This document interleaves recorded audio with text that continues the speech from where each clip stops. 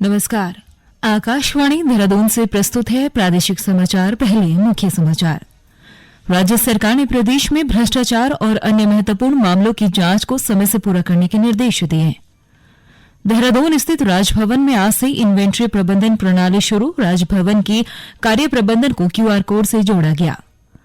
सर्वोच्च न्यायालय ने समलैंगिक विवाह को कानूनी मान्यता देने के लिए विशेष शादी अधिनियम में संशोधन से इनकार कर दिया।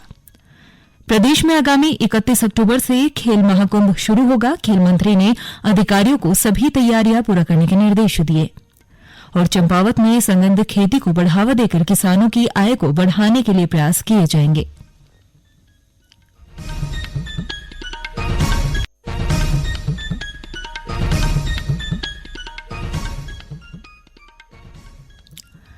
समाचारों के साथ मैं प्रियंका मलिक और अब समाचार विस्तार से।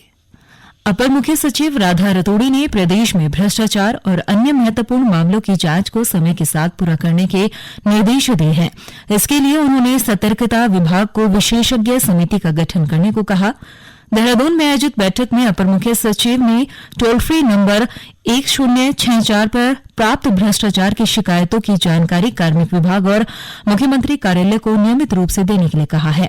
उन्होंने सतर्कता विभाग को उत्तराखंड सचिवालय में कार्मिकों के लिए भ्रष्टाचार निवारण अधिनियम के संबंध में कार्यशाला आयोजित करने के भी निर्देश दिए।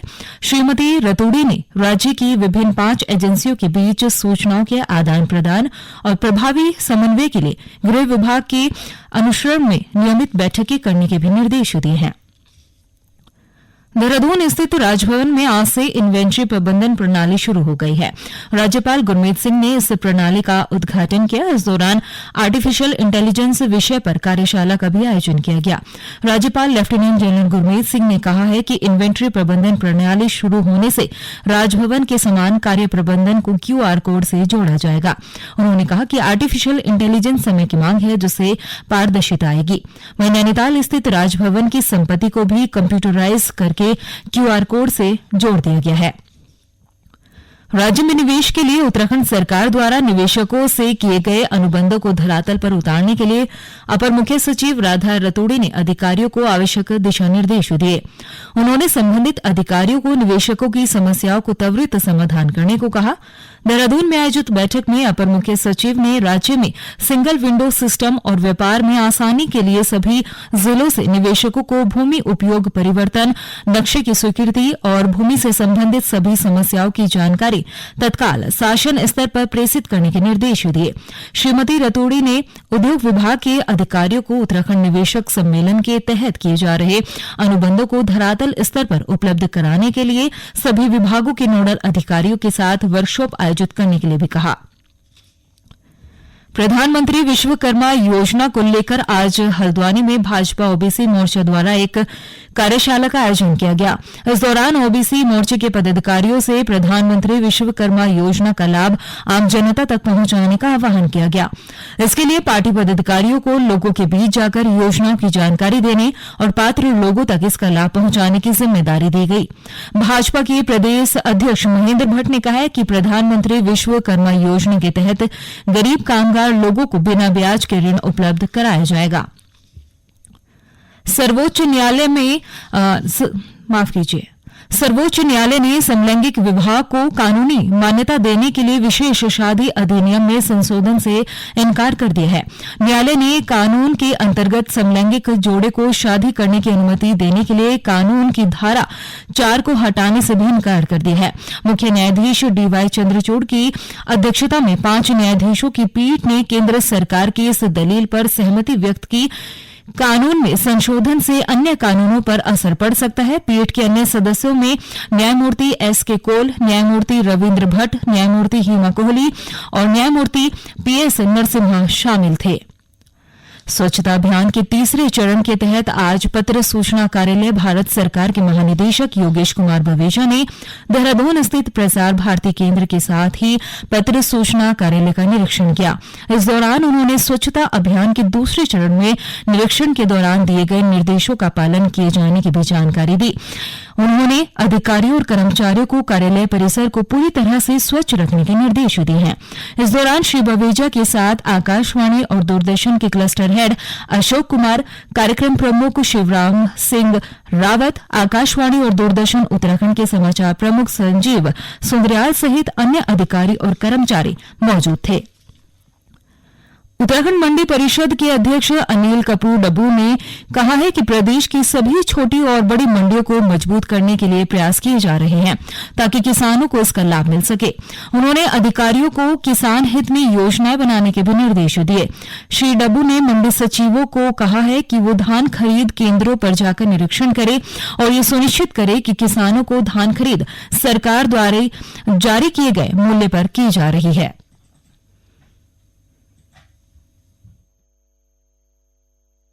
प्रसारित किए जा रहे हैं। ताजा समाचार के लिए आप हमारे फेसबुक पेज आकाशवाणी समाचार उत्तराखंड और ट्विटर हैंडल @AIRnews_DDN को फॉलो कर सकते हैं। ये समाचार यूट्यूब चैनल आकाशवाणी समाचार उत्तराखंड को सब्सक्राइब कर सुने जा सकते हैं। साथ ही ये समाचार आकाशवाणी की वेबसाइट www.newsonair.gov.in/उत्तराखंड पर भी उपलब्ध हैं। प्रदेश में आगामी 31 अक्टूबर से खेल महाकुंभ का आयोजन किया जाएगा। खेल मंत्री रेखारी ने देहरादून में खेल महाकुंभ 2023 की तैयारियों के संबंध में विभागीय अधिकारियों के साथ बैठक की। उन्होंने बताया कि खेल महाकुंभ इस साल के अंत तक चलेगा और न्याय पंचायत, विकासखंड, जिला और राज्य स्तर पर प्रतियोगिताएं आयोजित की जाएगी। बैठक के दौरान उन्होंने अधिकारियों को खेल महाकुंभ की सभी तैयारियां समय पर पूरा करने के निर्देश दिए हैं। चंपावत जिले में आज एरोमा मिशन पर एक दिवसीय कार्यशाला का आयोजन किया गया। इसका उद्देश्य एरोमा मिशन के तहत किसानों और काश्तकारों को सघन और पारंपरिक खेती को क्लस्टर के रूप में विकसित करने की जानकारी देना है। कार्यशाला में विभिन्न स्थानों से आए वैज्ञानिकों और विशेषज्ञों ने रेखा विभागों, किसानों, काश्तकारों और स्वयं सहायता समूह के प्रतिनिधियों को एरोमा मिशन के बारे में जानकारी दी। उत्तराखंड राज्य विज्ञान एवं प्रौद्योगिकी परिषद के संयुक्त निदेशक प्रोफेसर डीपी उनियाल ने कहा है कि उत्तराखंड को सशक्त प्रदेश बनाने के लिए प्रदेश में अभिनव प्रयास किए जा रहे हैं। इसी के तहत एरोमा मिशन की शुरुआत चंपावत से की जा रही है। उन्होंने बताया कि चंपावत के मैदानी और पर्वतीय क्षेत्र दोनों ही भौगोलिक रूप से एरोमेटिक खेती के लिए अनुकूल है। उन्होंने कहा कि इस कार्यशाला से किसानों को सघन खेती की बेहतर जानकारी मिलेगी और उनकी आर्थिकी में सुधार होगा। जो कार्यक्रम किया जा रहा है ये उत्तराखंड राज्य विज्ञान प्रौद्योगिकी परिषद यूकॉस और सीमैप और जिला प्रशासन और PSA टीम जो भारत सरकार है उनके द्वारा किया जा रहा है। इसमें यह है कि इस जिले को एक आदर्श के तौर पर देखा जाए और इसमें जो हम लोग कार्यक्रम करें या जो हम लोग जो मॉडल बनाएं जो विज्ञान और प्रौद्योगिकी के आधार पर हो उसको हम लोग रेस्ट ऑफ द स्टेट में रेप्लिकेट करें, क्योंकि यहाँ पर प्लेन एरिया सब हिमालय रीजन पूरा एग्रो क्लाइमेटिक जोन मौजूद है। एरोमेटिक प्लांट्स हैं उसको बहुत उपयोगी है, बहुत बहुमूल्य है और हम लोग जो पारंपरिक खेती है उसके साथ इसको अडॉप्ट कर सकते हैं। तो इसी को लेकर आज हम लोग चर्चा कर रहे हैं।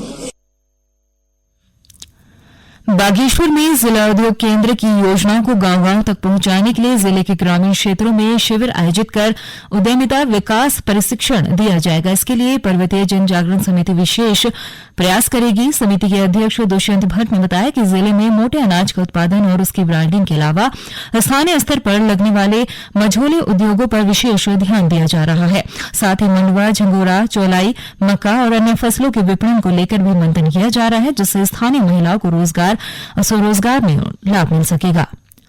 दूरसंचार विभाग राष्ट्रीय आपदा प्रबंधन प्राधिकरण के सहयोग से आपदाओं के दौरान आपातकालीन संचार को बढ़ाने और नागरिकों की सुरक्षा सुनिश्चित करने के लिए एक सेल ब्रॉडकास्ट अलर्ट सिस्टम का प्रशिक्षण कर रहा है। यह परीक्षण कल देहरादून में किया जाएगा। परीक्षण अवधि के दौरान लोगों को उनके मोबाइल पर कृत्रिम आपातकालीन अलर्ट प्राप्त हो सकते हैं।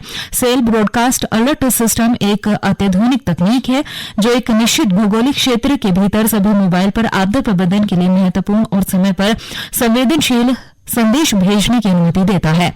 इसका उपयोग सरकारी एजेंसियां और आपातकालीन सेवाओं द्वारा जनता को संभावित खतरों के बारे में बताने और गंभीर परिस्थितियों के दौरान उन्हें सुनिश्चित रखने के लिए किया जा रहा है।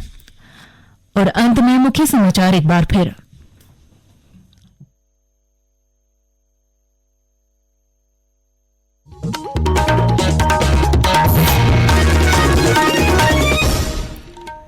राज्य सरकार ने प्रदेश में भ्रष्टाचार और अन्य महत्वपूर्ण मामलों की जांच को समय से पूरा करने के निर्देश दिए।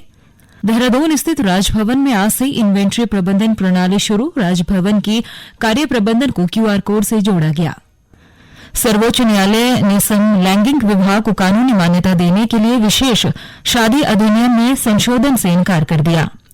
प्रदेश में आगामी 31 अक्टूबर से खेल महाकुंभ शुरू होगा। खेल मंत्री ने अधिकारियों को समय पर तैयारियां पूरा करने के निर्देश दिए और चंपावत में संबद्ध खेती को बढ़ावा देकर किसानों की आय को बढ़ाने के लिए प्रयास किए जाएंगे। इसके साथ ही प्रादेशिक समाचार के बुलेटिन समाप्त हुआ। नमस्कार।